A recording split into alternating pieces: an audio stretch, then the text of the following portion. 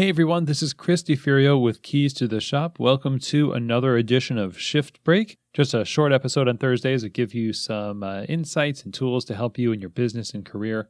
And today we're going to be talking about onboarding. The title of today's episode is Sink or Swim. And I know that is kind of the way a lot of us have experienced the onboarding process. And so I want to just talk about that a little bit today. Now, I want to mention today that Shift Break is brought to you by Ernex. Ernex is the brand behind the best cleaning products for your coffee equipment. In fact, they've been creating cleaning products for us in the coffee industry for over 80 years. They develop a wide range of products for specific equipment types, such as cold brew, steam wands, grinders, brewers, espresso machines, even a dedicated cleaner for roasters. They're always developing new products, and they're doing so, and I think this is really great, they're doing so in tandem with baristas and coffee professionals from around the world to make sure that when one of their products ends up in your shop, you can rest assured that it will be effective, it'll be easy to use, and it will get the job done like no other product can. And obviously, clean equipment is one of the most important things to the taste of your coffee. Nobody wants to have that old, dirty coffee taste in their coffees. And Ernex has been helping us create great coffee experiences for our guests for a very long time. I've always used them behind the bar, always been impressed by them, and I think you will too. So the bottom line is that clean equipment makes the best coffee, and the best cleaning products for your coffee equipment are made by Ernex. Find out more information over at ernex.com. Today's Shift Break is also brought to you by ODEKO. The fact is that you are not really in coffee to do ordering and inventory. You don't have, maybe you do have an innate love of spreadsheets and things like that. But, for the most part, it's a lot of time, it's a lot of attention, and oftentimes it's not as accurate as we want it to be. But it's one of the main levers we have to drive good business results. And this is where ODEKO comes in to help. ODEKO uses AI to put your sales data to work, coupling past sales in your shop with local weather events and more to predict exactly what you're going to need in the future. Their virtual purchasing agent then takes that and automatically places the orders based on those predictions.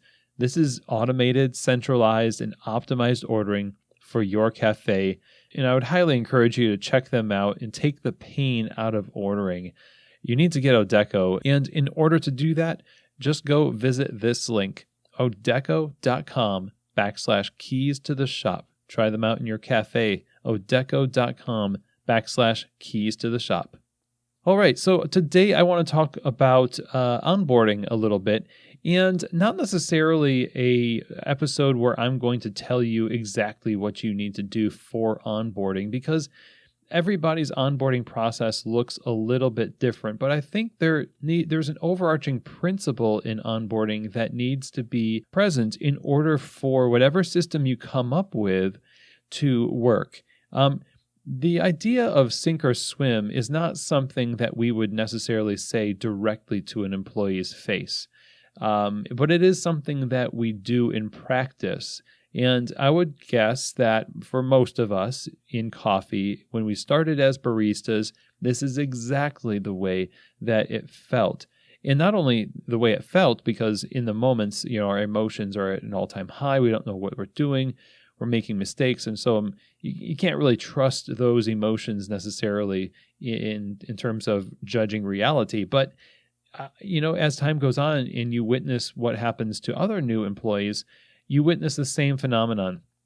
And you realize that it wasn't necessarily just you, it was the fact that most cafes rush baristas into the cafe to plug a hole in a sinking ship. And that's dramatic. I know it's not like the business is going out of business, but every time an employee moves on, and there's a gap in the schedule, it's all hands on deck. Managers borrowing baristas from other cafes, putting the call out on social media, and it's just this low hum of anxiety that resides in all administrative staff until that hole is plugged. And that urgency quickly turns into being hasty, because once that person comes in, it's like they can't really get full hours right away. They still have a bit left in their old job, or you've had to wait for 2 weeks already. And you really want to just do the whole Matrix thing where you plug in and then all of a sudden you can fly a helicopter, and you just go through these magic few hours of training and now you're bar ready. And what we mean by that, if that's what your onboarding looks like, where there's a really abbreviated but intense, quote unquote, kind of boot camp of learning, then you're really selling yourself and the barista short here and setting them up for kind of a bumpy ride in terms of their first impressions of your business, their first impressions sometimes of the coffee industry. The sink or swim mentality is, you put them in and you let the baristas bring them up to speed on a bunch of stuff that they need to know in order to not make fools of themselves on bar. And here's a couple weeks later, you're feeling a little bit comfortable, and a month later, you're feeling modestly competent, and then you keep going, and now you're a member of the team, and it was hard fought for. You didn't know where to go for direction. A lot of this is just cobbled together, and we rely. It's kind of like tipping in a sense, where a lot of businesses will try to get away with paying employees as little as they possibly can, and then say, well, they get tips, so we don't have to pay them more. And that model is kind of the way we view onboarding, in that we rely on the other baristas and just the business to bring them up. So we outsource as managers, owners, and senior staff, administrative staff. We outsource so much developmental stuff to the community of baristas and customers. And then we wonder why there's inconsistencies in the bar, or somebody's not grasping a concept as well as they could, maybe because they've been learning it 6 different ways from 6 different people. So all that said, I think that whatever onboarding system you choose to have, and I wouldn't recommend one that just requires a bunch of signing of papers and then, you'll figure it out mentality.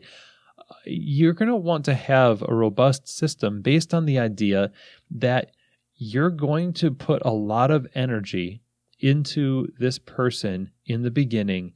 And that just doesn't mean a couple of sessions. That means following up with them. That means if you're a manager who's hired a barista, this is kind of who I'm talking to right now, that you are following up with them on a very consistent basis, especially in the beginning, to see how things are going, to field questions that they have. Inevitably, they're going to have questions, and there's going to be conflicting pieces of information that they hear along the way that they're going to ask you to clarify. And unless your program of onboarding has basically a coaching model of developing a person when they first come onto the staff of a bar, then you're going to just kind of abandon people to figure it out for themselves, and through the telephone game of communication that oftentimes learning from your coworkers can devolve into. So the overarching principle here for onboarding, I think, is against the idea of sink or swim, and sort of abandoning the new hire into the mix of business and then kind of checking on them a couple of weeks later or so. Every onboarding process, of course, needs to have a discussion of policy and procedures and signatures and making sure people understand all of that information. But once they do, and they give mental assent to understanding these things, once they hit the bar, it's a different story. They're going to need somebody in their corner coaching them along. And I know that it was so urgent to get this person on the bar and up to speed as fast as possible so they can start taking shifts and doing more on shift. That's fine. Do that responsibly, yes, but make yourself available to them to coach them through the process of being brought up to speed. If you did that for every one of your employees, then you're not going to have inconsistencies and conflicting pieces of information and things like that, because you'll have brought everybody up to speed with the same message, with the same connecting the work to the vision, with the same rigor that it takes to have somebody brought in and not simply abandoned to their own devices. I think it's irresponsible to kind of put somebody in a situation and rather blithely say, well, it's sink or swim, and, trial by fire, haha, and this perverse pleasure we get out of seeing a new barista be like deer in the headlights after a rush. A lot of times that look and that feeling is partially, yes, because they're new, but also because there was a rush to put somebody in a place where they weren't ready. And nobody wins in this situation. The barista does not feel good about their skills. The customer doesn't get a great experience. Coworkers feel stressed. And somehow the manager feels satisfied, mostly because the manager is not on shift to witness it. So you need to dedicate yourself as the manager to be with that person through at least the first 2 to 3 weeks of their time on the bar on a fairly regular basis, checking in with them, doing one-on-ones, answering questions, working the bar with them.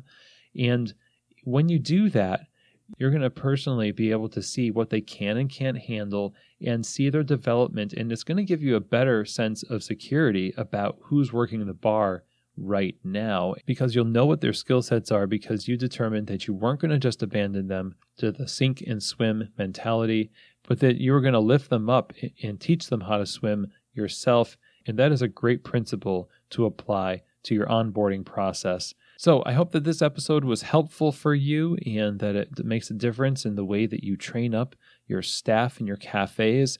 And thank you so much for listening. And I will see you here next week on another edition of Shift Break, from keys to the shop.